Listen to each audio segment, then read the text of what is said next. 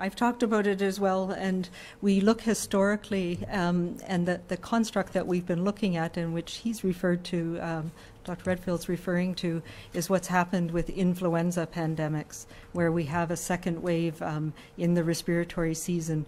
We don't yet know, and I've talked about this as well, whether there is a seasonality to this coronavirus, but it is very concerning to me, and we've talked about this as well, that once we have influenza complicating things and the other respiratory viruses that we see, it's much more challenging to detect which one is influenza, which one is RSV, which one is parainfluenza, which one's COVID-19.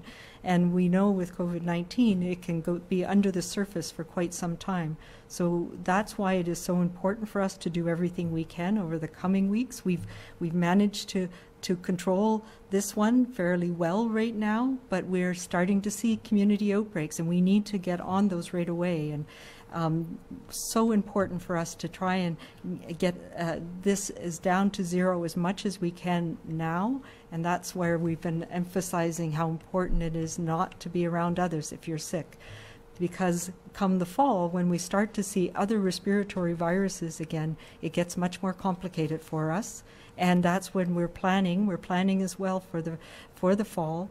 When we start to see respiratory virus season, we know that influenza puts people in hospital every year, and we know that this is going to put people in hospital as well. So yes, there is very much a potential of a surge come the fall. And that's one of the things that we are working very hard to have in place, the surveillance that we need, the testing that we need, the contact tracing in our communities that we need. But we need to do everything we can now to try and stamp it out as much as possible so that we at least have a fighting chance when we're going into the fall.